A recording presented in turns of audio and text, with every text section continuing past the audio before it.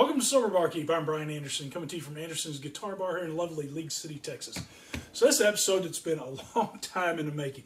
I have been looking for this product for well over a year. You see it advertised. It's available in the UK because it's made in London.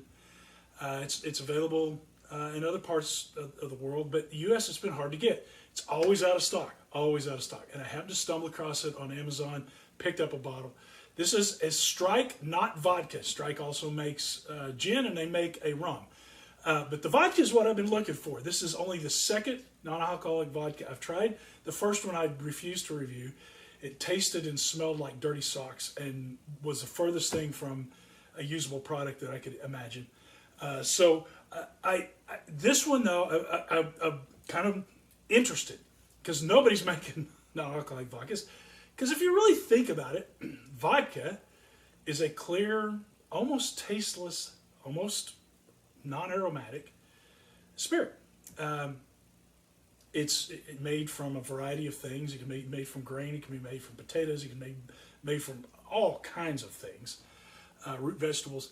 But it's basically distilled to the point to where a true vodka doesn't have a ton of taste to it. And what it does is very subtle.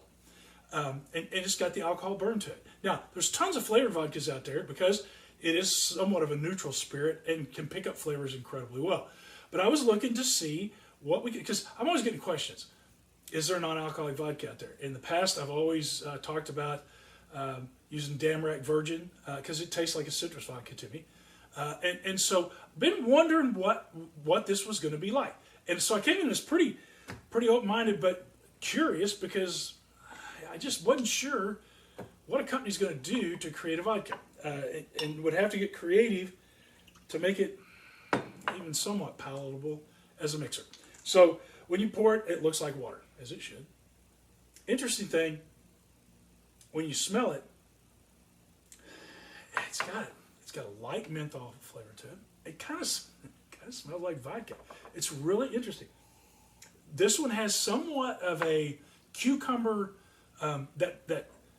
Light, kind of grassy, aromatic, cucumbery, spring kind of aroma to it. It's interesting.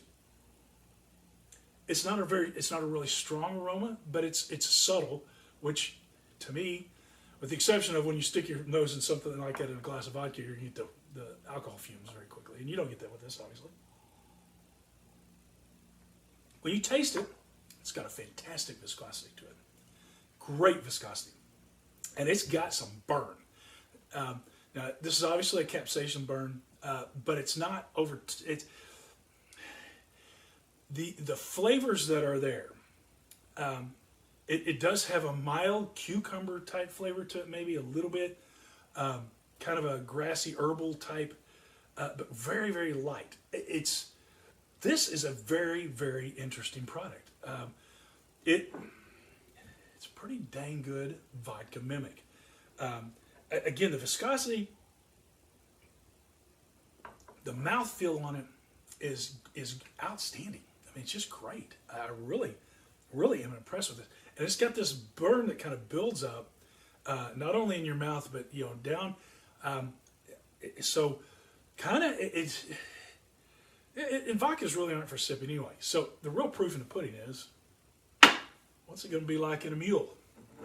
Because, that's what vodka's for. Now, a lot of people, obviously, there's tons of things you can do with vodka, but to me, the true test of a vodka is how does it work in a mule? And so we're going to make one. We're going to just do a standard Moscow mule.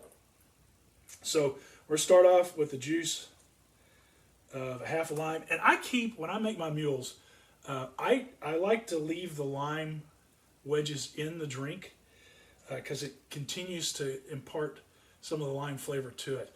I don't do that in any drink other than the mule. It just, for me, it kind of adds that depth to it. So we're going to do a shot and a half of the Strike, not vodka. I kind of like that. It's kind of cool. And then we're going to go the old standby Cock and Bull ginger beer. because that's how I roll. Actually, need to put some ice in this first.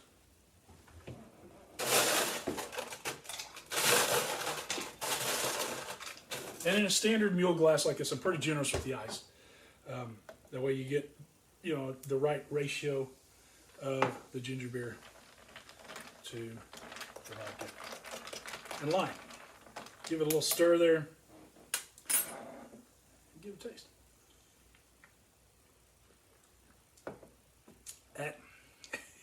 Jeez, man. This is 4.5. I really, really like this product. It's a shame that it's so hard to get a hold of. When people ask me for a recommendation for non-alcoholic vodka, it's going to be Strike right now, because that's really the only one out there that I would recommend. It's a fantastic product.